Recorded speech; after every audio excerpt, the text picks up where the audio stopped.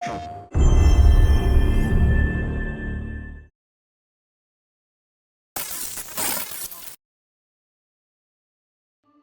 and welcome to another episode of the HouseCast.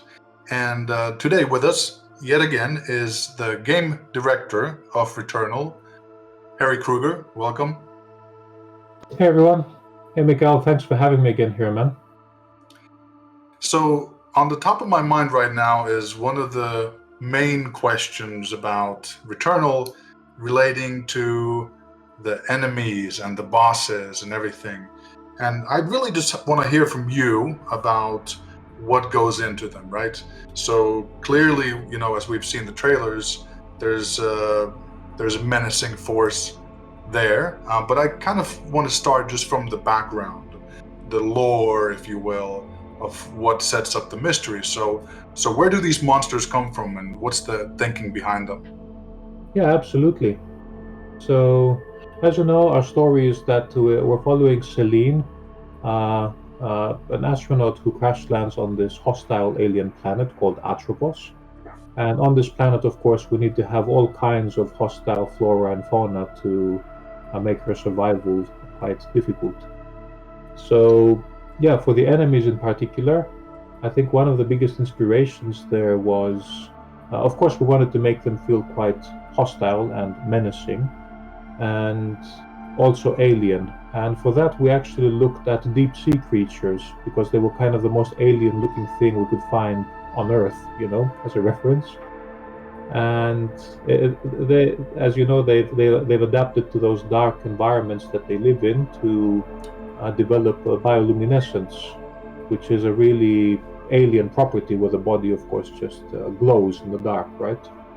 And we felt like that combination of just, dark materials with like these bright highlights created this really kind of unsettling look that also, as a bonus, pops and reads really well from a gameplay perspective as well.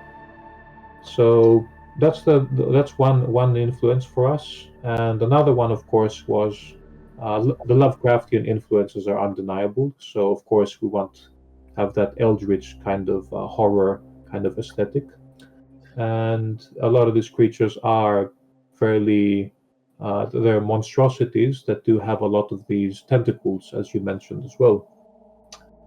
And from an implementation standpoint, basically what we've done is we have the more traditional kind of animated meshes, but on top of that, we've added a lot of these VFX driven tentacles and feelers that are fully dynamic elements.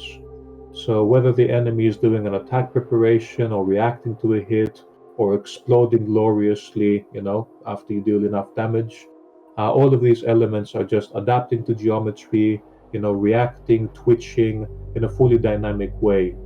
And that's been one of our goals throughout the VFX treatment, and I guess for the general feedback loop for this game in general, to have that really visceral and satisfying feedback loop with everything that you interact with. Yeah, absolutely. I think they're quite intimidating, and you can really see this motion. Not just the basic movement that's with the humanoid, usually a humanoid construct there, but then with all these sort of, it looks like a lion's mane that's just grown way out of proportion, and then has a mind of its own that's interacting in a lot of these enemies. I think the tentacles, the way they move is it's visually impressive, and also makes me want to run the other way. So are you categorizing these enemies in certain classes, maybe species, and then do you have different things that come in different sections of each level? I'm guessing there may be like boss type enemies in there as well. We do have a pretty diverse range of enemies. Actually, each biome or each environment in the game has its own unique enemy encounters that players can find. And, we have a pretty standard kind of split across, small enemies that appear in larger numbers but are easier to dispatch. The larger brute style enemies that come more infrequently but they're a bit more bullet spongy, put up more of a challenge. Flying enemies, turrets that just kind of populate the level with more projectiles and avoidance gameplay. So we have a pretty diverse set of enemies that we combine in many different combinations in each level to create a pretty broad range of combat scenarios, right?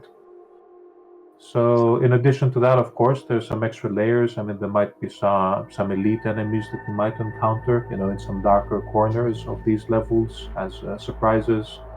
And we absolutely do have bosses as well that are going to be more dramatic spikes in intensity. I think that's what everybody's looking forward is the, Housemarque experience, not only pushing your threat way to the end, but then also taking on a huge boss fight. Do you have multiple phases and bosses? Are there lots of bullet hell patterns and dodging type? Because I mean, if we look at the top-down and side-scrolling games from our past, these are the common elements. How would you describe these events from that arcade perspective? Yes, we do. We do have bosses. I think they have been staples of our formula for our previous games, and as you said, for arcade games in general. And they act as pretty solid both as skill checks, just as like barriers for you to that you need to overcome to reach the next area, of course, but also as culminations of all of the bullet hell, diverse type of challenges and spectacle, of course, that we do build up throughout each environment. So I kind of want to refrain from going into too much detail because a lot of these are really cool moments that we really want players to discover by themselves.